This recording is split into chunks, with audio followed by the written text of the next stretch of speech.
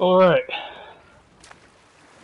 so I want to do a bit of a theory This is where the or tower on some of my thoughts on strange somehow. what I No am doubt going to some refer to arcane as magics Last were Minute involved. Internationalism. I would be not at all surprised to learn you were So, sensitive to that.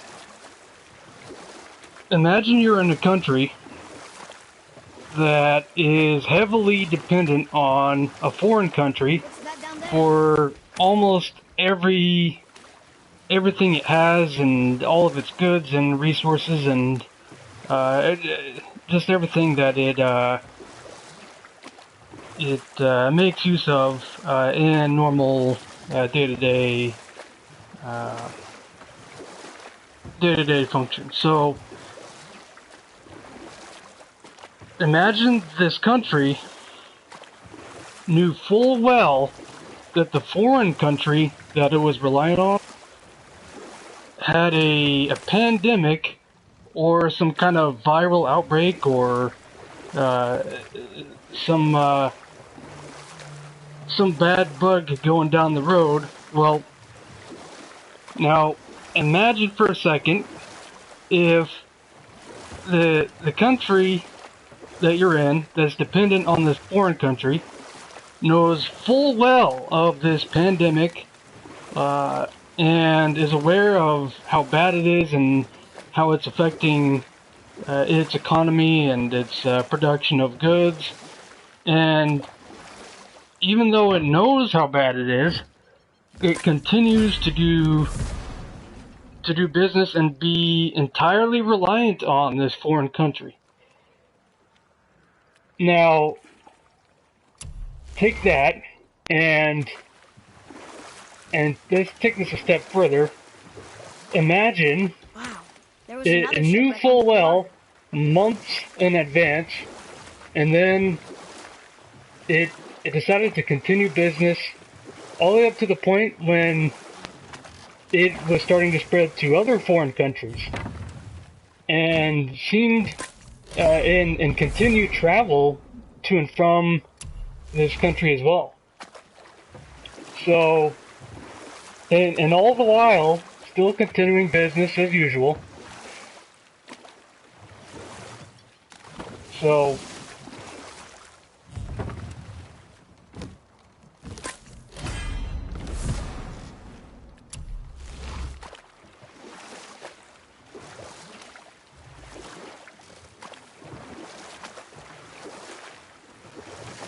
and so up to the last minute, to the point that it knows from all the advisors that are trying to inform,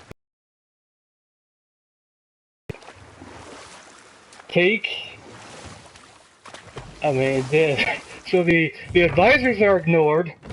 You ignore the pandemic altogether, and so next thing you know, your population in your country starts getting this bug, this whatever you want to call it, and so even when it's in your own country, and you know that it's getting bad in your own country, you still continue business and continue trade and travel to and from this foreign country where the virus originated. So, I mean, this is why I think of this as last minute internationalism. Because, and I know what you're thinking. You're probably thinking, well, wait a second, isn't this last minute nationalism? Well, I mean, not entirely, because it wasn't a intentional choice. This was something that was forced upon the country, and they chose to go against this idea of nationalism all the way up to the point that the virus is in the country and they pretty much had no other choice, so they were continuing with this internationalism um, up to the last minute.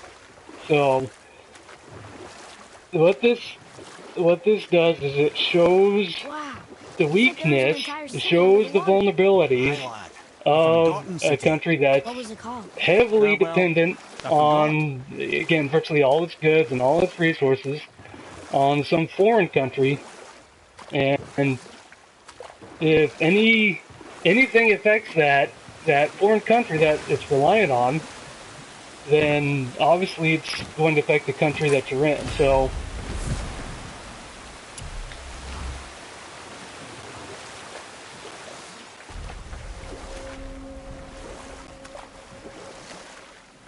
just something to think about.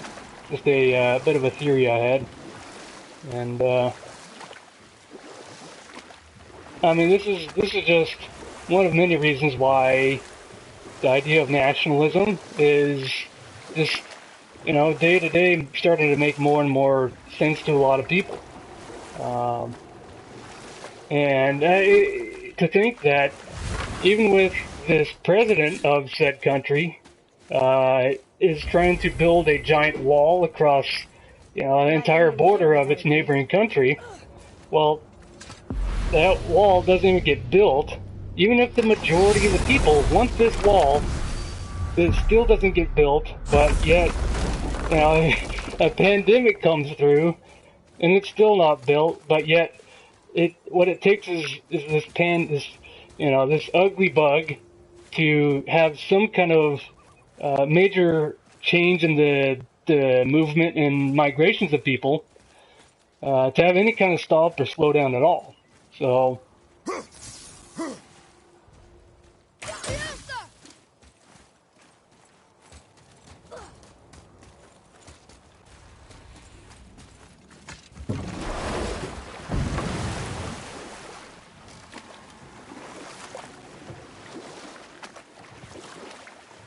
the only way that we can start to get on our own feet again is recognizing the strengths and why nationalism is going to at least put a dent in the flood of people, be it legally or illegally, coming across and changing the demographics. And if it takes a pandemic, then so be it. But honestly, I mean, this is just another thing this shows is how there really isn't any politicians, or at least enough of them, that are willing to act in favor of what what the people want, what's good for the people, and are just largely acting in their own interest. So, and this is where you get people saying, "Well, there's no political solution. We have to, we must take action." It's like, all right, well, you're not wrong, but I mean, at the same time, are you really going to get anybody on board with?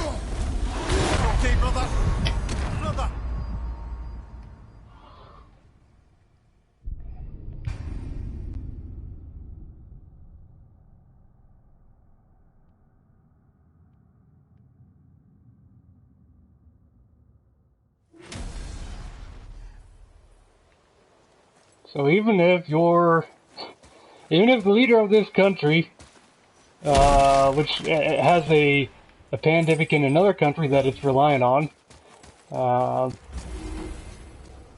it has this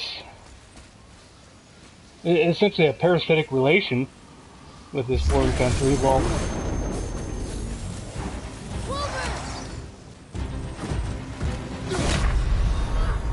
geez. So,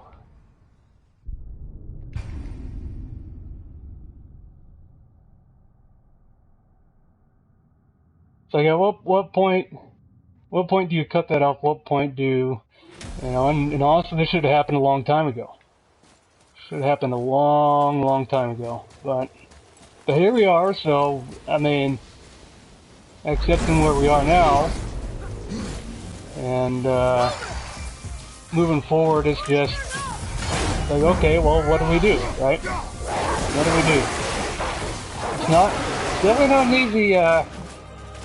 an easy thing to address or easy thing to solve, but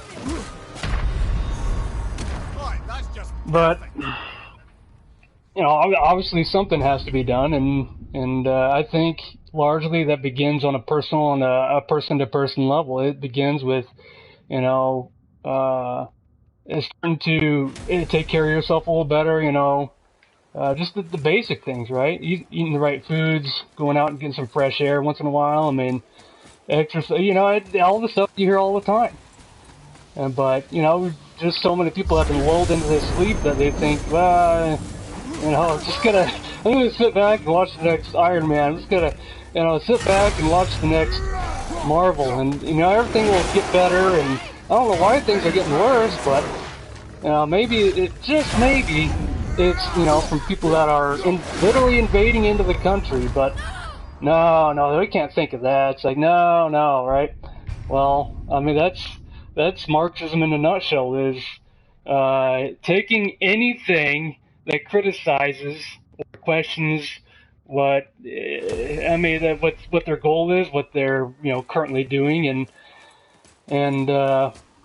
and slapping a word on it and just saying, well, that's this, well, that's that, and so, you know, it's just a shutdown term, right?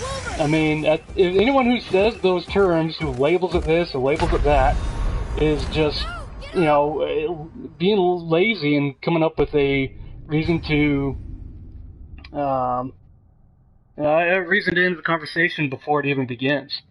Because really, the real conversation for any grown adults is going to be at the point that you start to get into things that, you know, may not be, you know, that may not be exactly what you want to talk about. May not be, you know, you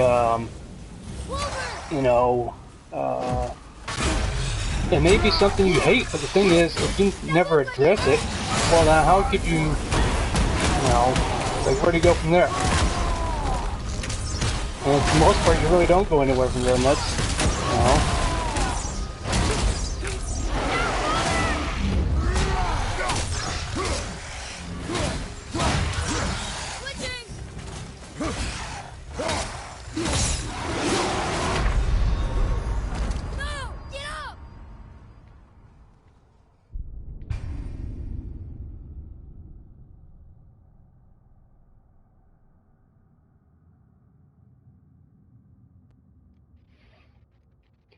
So something else I want to talk about is up with these plans, right? This the Q or QAnon, or you know, this you know, oh, we gotta organize, we gotta get the plans. Like, well, organizing is fine. Organizing is, you know, hierarchy is a natural thing that occurs in, you know, almost anywhere we look. But the problem is when you want to, you know, devote and put everything into this supposed plan. Well, the problem you have then is, you know, well, I mean, for beginners, what is this plan? if all you're gonna say is, well, you just need to, you know, help me with this plan, and you know, I got, you know, we need to take this serious, and we need to really, you know, get to work on this plan. It's like, okay, well, you know, just, you know, give us what this plan is. Quit talking about the plan and just say it. Just say what this, you know, if you even have a plan. Because I think, you know, a lot of these people who say, oh, well, we need a plan, or, oh, we need to, you know, put this plan together. It's like, well, you know, I think there's a lot of them who don't even have a plan. You know, they just talk all day about the supposed plan, and they just, you know, they're wasting people's time, and it's like, why, you know, for the most part, you know, these people who don't really give you a straightforward answer or anything, you know, laid out, you know, clearly, or are really helpful in any way, well, they're even worse than the enemy, right? Even worse than these Marxist or leftist types, because at at least these types, you know they're bad, you know they're causing damage. Just like, Yes, sir.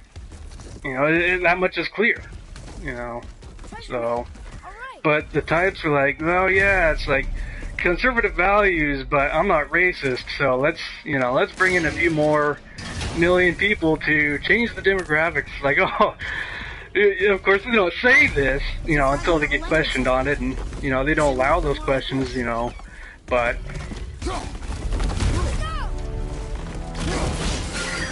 But I mean, it just, it's like an enemy. The enemy that you can identify is better than the one you can't.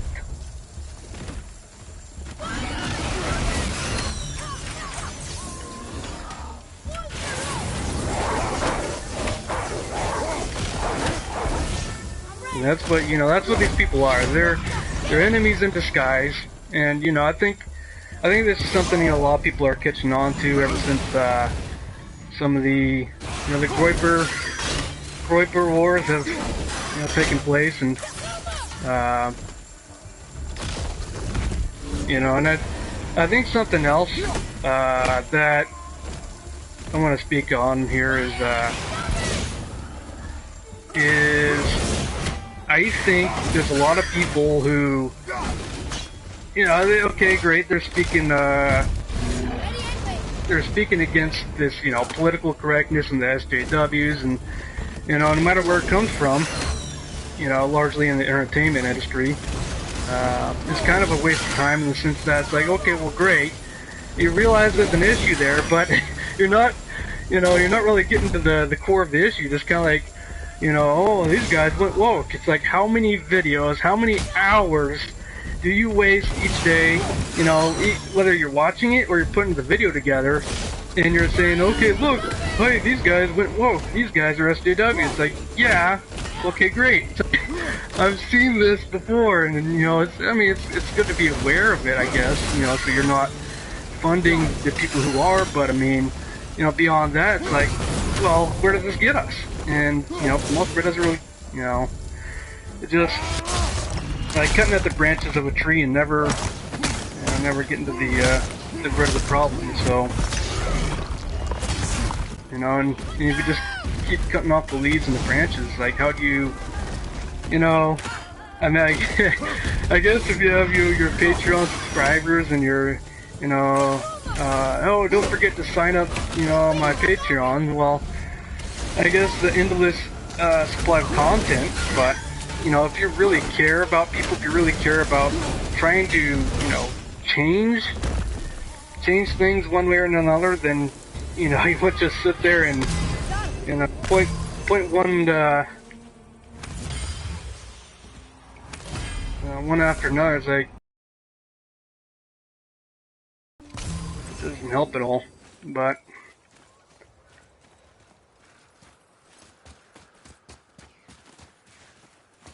Now, of course, you get to the root of the problem, and that's where the censorship and all the some of this stuff comes into play. But I mean,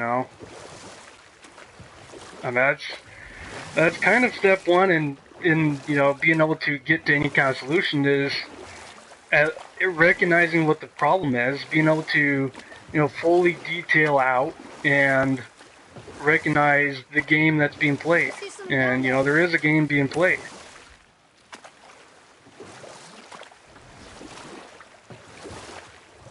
Can we dock on this beach?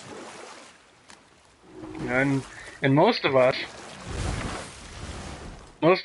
didn't realize there was well the card that's been played against us, the tools and weapons and all this stuff, up till recently.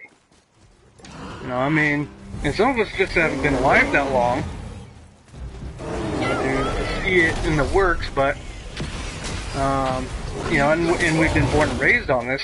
I mean, thankfully, people are, even the younger populations are realizing this stuff just because of how ridiculous it's getting.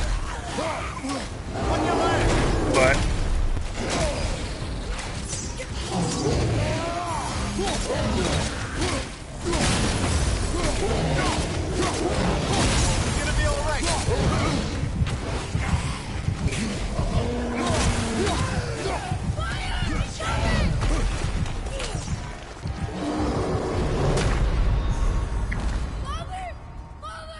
Get him. I'll get him. So,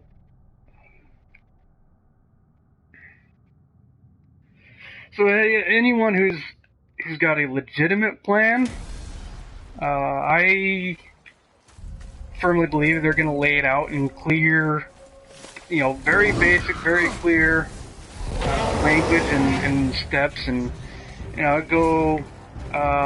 They're going to give you something you can do, and no matter how small, something that you can do to start to enact this plan, to start to, start to make a change one way or another. And,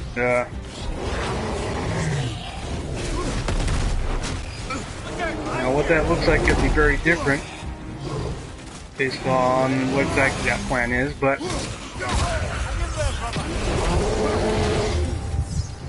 clearly if you're a Marxist, well, I mean, usually it makes use of useful idiots who don't even know what that plan is, and they're just kind of going along with, the groupthink of what they, agree with the rest of the group that, yes, this is racist, yes, this is sexist, or whatever else. And so,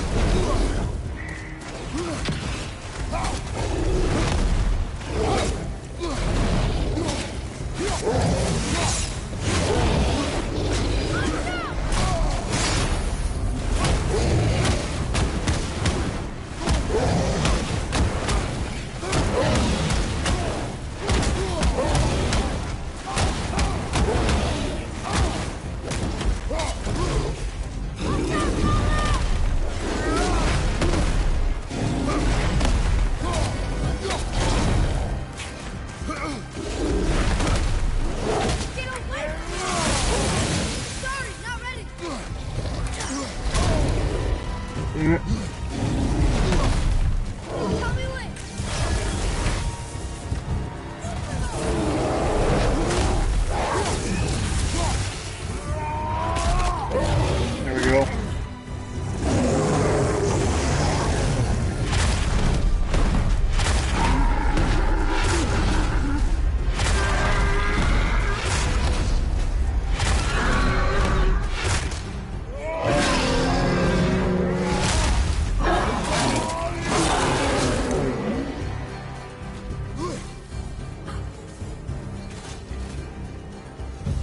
That was a long one.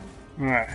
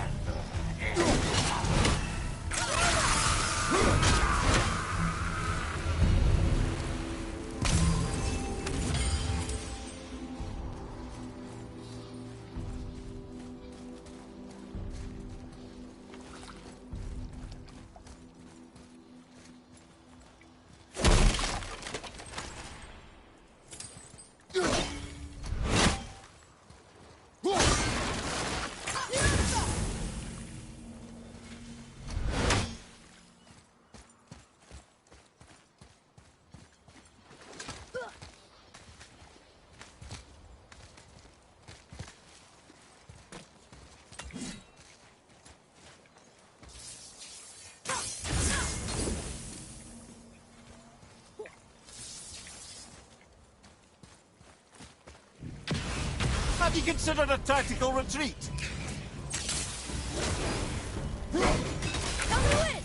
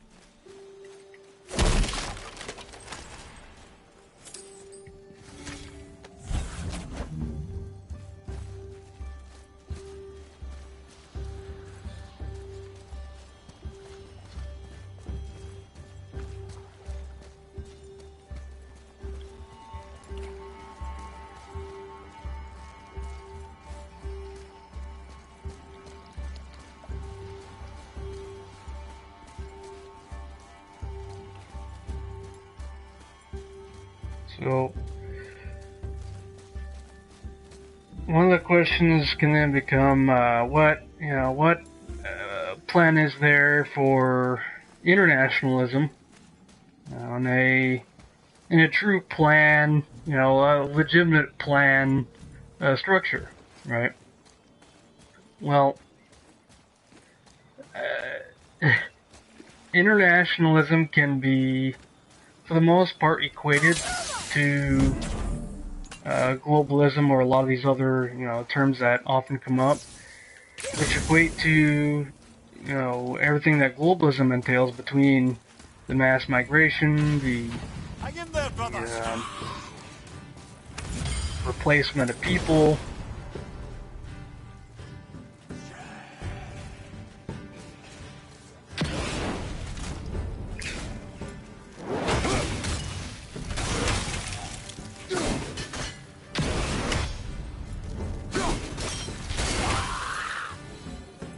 They barely touched us.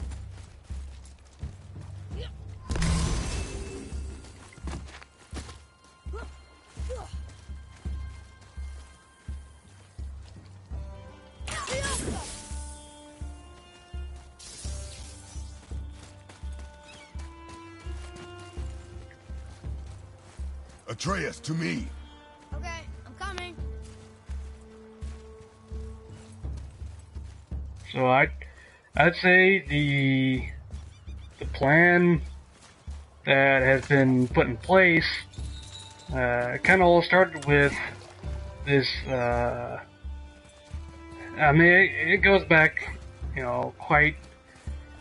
It's been in place for a very long time, and when exactly it started, I mean, there's definitely a few major points you could definitely point to, but largely the plan, I kind of see as building in the guilt and the shame for certain ideas or ideologies or viewpoints, opinions, and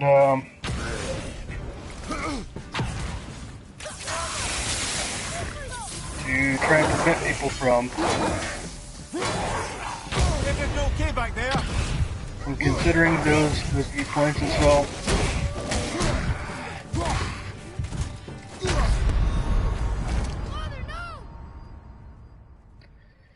that's step one. Building in some kind of shame or guilt so that people don't, they won't question, they won't think about certain ideas because, well, it's one of the labels. And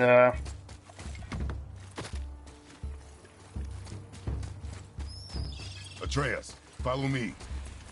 and so once you've built in this guilt and this shame,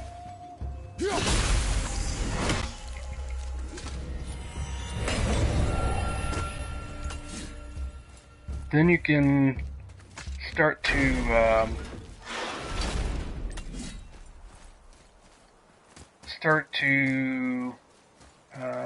add other things into that spectrum of what's considered that label. So,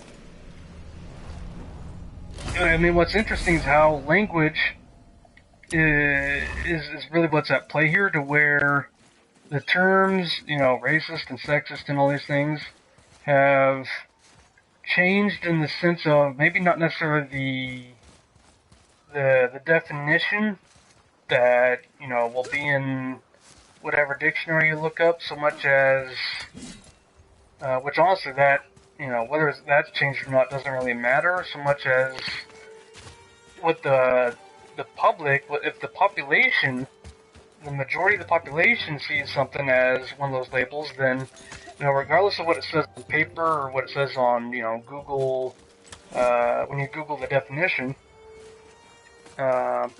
if the majority of the people think it's that label, then, it doesn't matter what you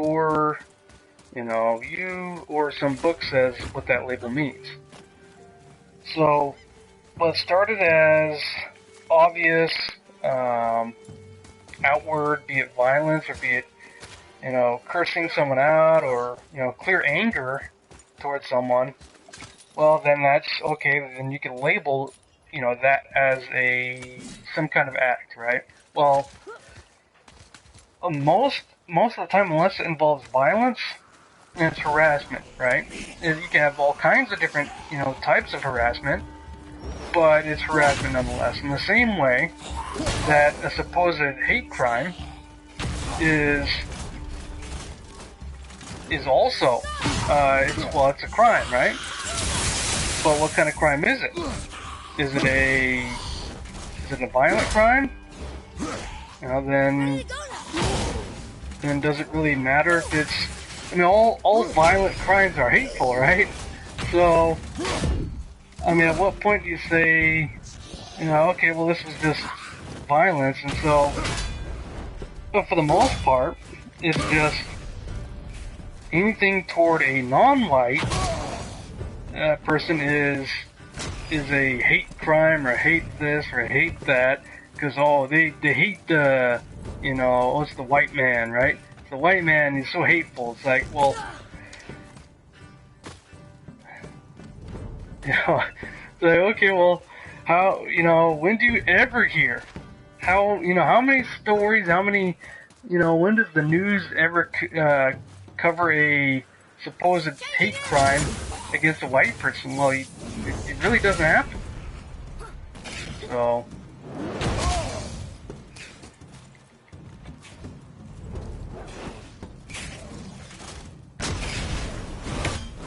Moving a bit slow. No!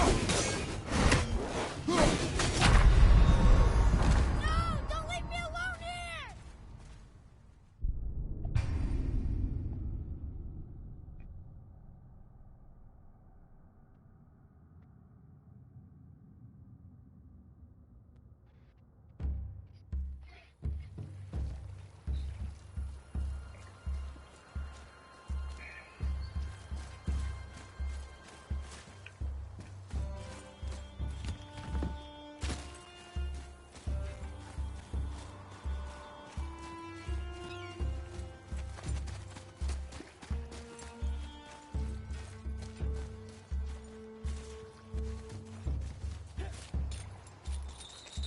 So I guess that's all I got for now. If you liked anything you had to say, feel free to like and subscribe and all that. And